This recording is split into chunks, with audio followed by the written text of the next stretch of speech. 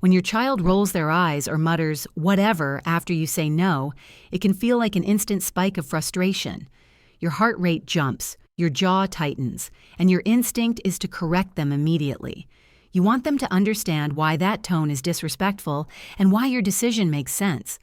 But what most parents don't realize is that the moment you start explaining, defending, or justifying yourself, you may actually be teaching your child to talk back more often.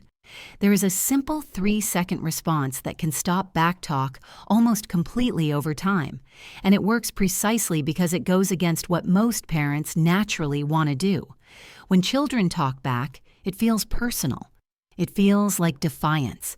It feels like a rejection of everything you're trying to teach them about respect and gratitude. That emotional reaction is understandable, but reacting emotionally is exactly what keeps the cycle going. Imagine a familiar scene. You tell your 8-year-old there's no screen time until homework is done. They sigh dramatically, cross their arms, and say, "You're so mean. Everyone else gets to." Instantly, you feel the urge to defend yourself. You want to explain that other families have different rules, that you care about their education, that you're not being unfair. So you explain, you justify, you argue your point, and for a moment, it feels like you're teaching. But over the next few days, the backtalk actually gets worse. Here's why that happens. Every time you engage with backtalk by explaining or defending your decision, you unintentionally teach your child that talking back is a powerful tool. Their brain learns that pushing back leads to attention, emotional engagement, and conversation. Even negative attention still counts as attention. Even lectures still count as interaction. Over time, this trains the behavior instead of stopping it. Most parents are not trying to reward disrespect. They're trying to correct it. They're trying to help their child understand. But understanding isn't what's happening in those heated moments. When a child is upset, their emotional brain is in charge. The logical thinking part of the brain goes offline. So when you offer calm reasoning or long explanations, it doesn't land. It sounds like background noise. The more you talk, the less they hear. When a child says, "This is so unfair," the natural response is to explain the reasoning behind the rule. When they say, "Everyone else's parents let them," it's tempting to debate the facts. When they say, "You're the worst," it stings, and you may try to explain how much you do for them. And when they mutter under their breath, a lecture about respect often follows. These reactions are human. They come from care, but they also keep the emotional fire burning. From a neuroscience perspective, what's happening is simple. When a child talks back, their amygdala, the brain's alarm system, is activated. Logic and self-control are temporarily offline. When you respond with emotion, intensity, or lots of words, you activate their nervous system even more. Their body mirrors yours. If you escalate, they escalate. If you stay calm, their system eventually settles. This is called co-regulation, and it's one of the most powerful tools in parenting. Children learn how to regulate themselves by borrowing the calm of the adult.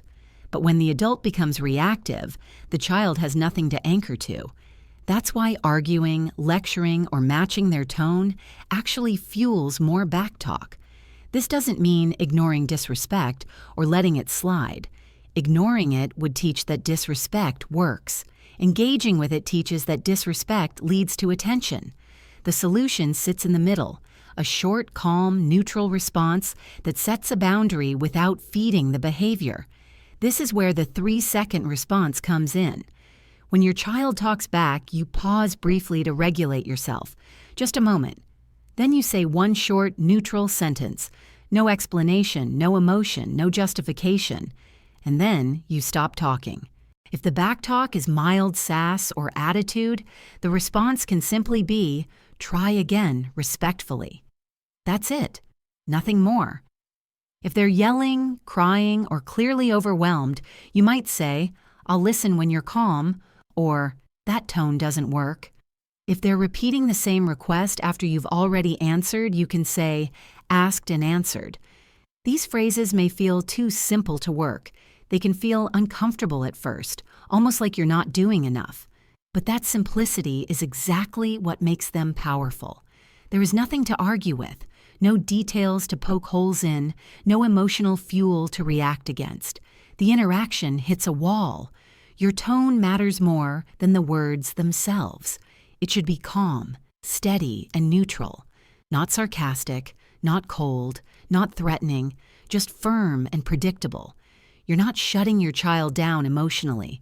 You're setting a boundary around how communication happens. After you say the sentence, you stop talking. You don't wait for an apology. You don't fill the silence. You don't explain what you meant. If they calm down and try again respectfully, you re-engage. If they don't, you disengage and move on with what you were doing. You remain present, but you're no longer participating in the argument. Imagine your 9-year-old asks to have a friend over. You say no. They respond with, "That's not fair. You never let me do anything." Your instinct is to defend yourself. Instead, you say, "Try again respectfully." Then you stop. They look at you, waiting for more. You don't give it. They push again. Everyone else gets to. You're so mean. You reply calmly, "I'll listen when you're calm." And again, you stop. At this point, one of several things may happen. They might storm off, slam a door, or sulk. That's okay. They're allowed to have feelings. You're not punishing them for emotions. You're refusing to engage with disrespect. Or they might pause, breathe, and try again in a calmer tone. If they do, you acknowledge it. You might say, "Thank you for asking respectfully. The answer is still no today, but we can plan something for the weekend." You've now taught them exactly which behavior works. What just happened is subtle but powerful. You showed them that backtalk doesn't change outcomes. Calm communication does. Over time, their brain learns this pattern. The same approach works with teenagers. A 15-year-old might say, "This is ridiculous. I should be allowed to decide for myself." The instinct is to lecture about responsibility and maturity. Instead, you respond, "That tone isn't going to change my answer." When they cool off and come back later ready to talk, that's when discussion happens, not in the heat of the moment. Many parents worry this approach will feel cold or dismissive. They fear their child will think they don't care. But there's an important distinction here. You are not dismissing their feelings. You are dismissing the delivery. You can still validate emotions later. You can say, "I know you were disappointed," or "I get why that was frustrating." What you're teaching is that feelings are welcome. Disrespect is not. Consistency is everything. This strategy only works if it's used every time. If backtalk sometimes leads to debates and sometimes hits a wall, the child's brain stays confused. But when the response is predictable, the behavior starts to fade. In the first week, you may see an increase in pushback. This is normal and even expected. Psychologists call it an extinction burst. When a behavior that used to work suddenly stops working, the brain tries harder before giving up. Your child may get louder or more persistent at first. This doesn't mean the strategy is failing. It means it's working. If you stay consistent, the intensity begins to drop. Within a couple of weeks, the eye rolls lessen, the tone softens, the arguments shorten. Not because you've intimidated your child, but because their brain has learned that escalation leads nowhere. Over time, something powerful happens. Your authority becomes calm and predictable instead of reactive. Your child starts to trust that your boundaries are real. They learn that emotional explosions don't change outcomes, but respectful communication opens doors. That's the foundation of real respect. Imagine a few weeks from now. Your child asks for something. You say no, and instead of arguing, they pause and say, "Okay," or they say, "I'm disappointed. Can we talk about it later?" That shift isn't magic. It's learned behavior, shaped by consistency. The key is remembering this simple formula. Pause. Deliver one neutral sentence in 3 seconds or less, and stop talking. No explanations, no defending, no lecturing, just calm, steady authority. When you stop feeding the backtalk, it loses its power. When you model calm communication, your child learns to mirror it. And over time, not only does the backtalk fade, but your relationship becomes more peaceful, more respectful, and more connected.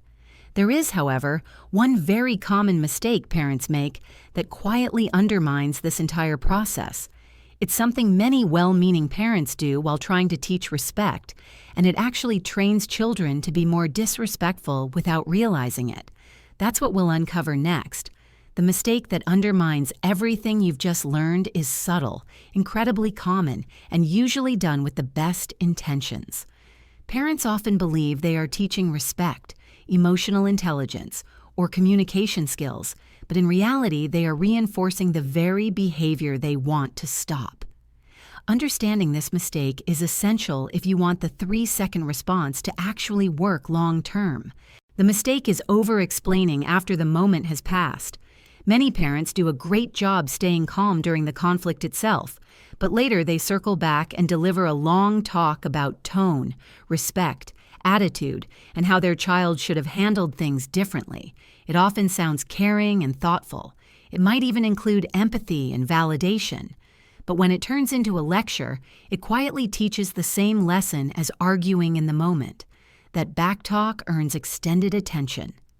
Children's brains don't separate teaching moments from emotional reinforcement the way adults think they do. When a long explanation follows disrespect, even later, their nervous system still links the two. The message becomes, when I push hard enough, I get a lot of engagement. This doesn't mean you should never teach or talk about behavior. It means timing and brevity matter more than content. The best learning happens when emotions are regulated and the conversation is short, clear, and specific. If you want to revisit behavior later, keep it simple. A sentence or two is enough. Something like, earlier, when you spoke to me like that, it wasn't okay. Next time, try asking respectfully. Then stop. No speeches, no rehashing, no emotional replay. Another common mistake is inconsistency. Parents often use the 3-second response when they're calm, but abandon it when they're tired, stressed, or embarrassed in public. Unfortunately, inconsistency teaches children to keep testing. Their brain learns that sometimes pushing works, so it's worth trying every time. Consistency doesn't mean perfection, it means aiming to respond the same way most of the time. When you slip up, you don't need to make a big deal of it. Just return to the pattern at the next opportunity. It's also important to understand that this approach is not about control, it's about predictability. Children feel safest when boundaries are clear and stable.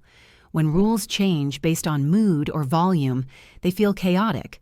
When rules stay steady regardless of emotion, children relax into them. Over time, you'll notice subtle shifts. Your child may still feel disappointed or frustrated, but they express it differently. Instead of snapping, they pause. Instead of arguing, they negotiate. Instead of exploding, they articulate. These are skills that last far beyond childhood. This method also strengthens your relationship in ways many parents don't expect. When you stop engaging in power struggles, there's less tension in daily interactions. You're no longer bracing yourself for the next argument. Your home feels calmer. Conversations become shorter and more respectful. Trust grows because your child knows what to expect from you. It's worth emphasizing that this approach is not about being emotionally distant. You can still be warm, affectionate, playful, and connected. You can still listen deeply when your child is calm. You can still validate feelings and show empathy. The boundary is simply around how communication happens, not whether emotions are allowed. Think of it as teaching a communication skill the same way you'd teach table manners or crossing the street safely. You wouldn't debate those rules every day. You'd calmly reinforce them until they became habit. Respectful communication works the same way. Another important piece is modeling. Children learn far more from what you do than what you say. When you respond to disrespect with calm firmness, you're showing them exactly how to handle conflict. You're teaching emotional regulation in real time. You're demonstrating that strong boundaries don't require anger. Over weeks of consistency, something powerful happens internally for your child. Their nervous system learns that escalation doesn't pay off. Their brain stops firing alarm signals as quickly. They begin to pause before reacting. This is self-regulation developing in real time. Eventually, you may notice moments that surprise you. Your child takes a breath before speaking. They correct themselves mid-sentence. They come back later to talk calmly. These moments are signs that the pattern has shifted. This isn't about creating perfect obedience or eliminating all disagreement. Healthy disagreement is normal. What changes is the tone and delivery. You move from conflict to communication. If you ever feel discouraged, remind yourself that change takes repetition. Habits built over years don't disappear in days, but every calm, consistent response is laying new wiring in your child's brain. So remember the core principle. When backtalk shows up, pause. Say one neutral sentence. Stop talking. Let the moment pass. Re-engage only when respect returns. This simple shift removes the fuel from power struggles. It restores your authority without force. It protects your relationship. And it teaches your child a skill that will serve them for life.